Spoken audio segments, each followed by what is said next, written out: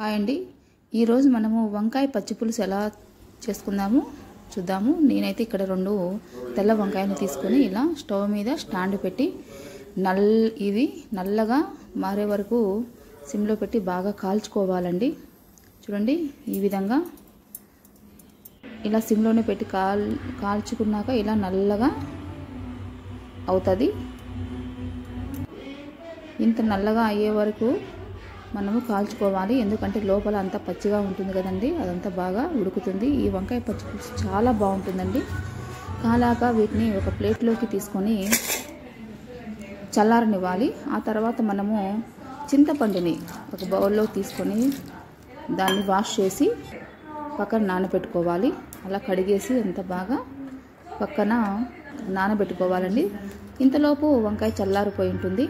ఇప్పుడు మనము వంకాయకి పైన ఉండే పొట్టునంతా తీసేస్తే ఇలా లోపల గుజ్జు ఈ విధంగా ఉంటుందండి.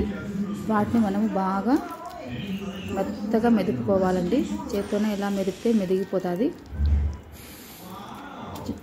చూడండి, ఈ విధంగా చేసుకోవాలి. ఇప్పుడు మనము ఈ చింతపండు నానే ఉంటుంది కదండి, దీన్ని కూడా బాగా పిసికేసి గుజ్జుని తీసి ఇలా పక్కన పెట్టుకోవాలండి. ఈ విధంగా ఒక బౌల్లో ఇప్పుడు మనము ఈ కాల్చిన వంకాయ గుజ్జుని, ఆనియన్స్ని, నేను ఒక ఆనియన్ తీసుకున్నానండి. అలాగే ఒక 4-5 పచ్చిమిరపకాయలు ఇలా సన్నగా కట్ చేసుకొని ఇందులో వేసుకున్నాను. అలాగే కొత్తిమీర, పుదీనా. నేనైతే పుదీనా ప్రతి కూరలో వేస్తానండి, ఎందుకంటే పుదీనా 4-5 ఆకులు వేస్తే ఏ కూరైనా టేస్ట్ చాలా బాగుంటుంది. ఇలా వేసుకున్నాక బాగా అన్నీ కలిసేలా బాగా మెత్తగా మెదుపుకోవాలండి. బాగా పిసికేయాలి వాటిని. ఇలా బాగా కలుపుకున్న తర్వాత ఇప్పుడు కొంచెం మనకు తగినంత సాల్ట్ని యాడ్ చేసుకోవాలండి.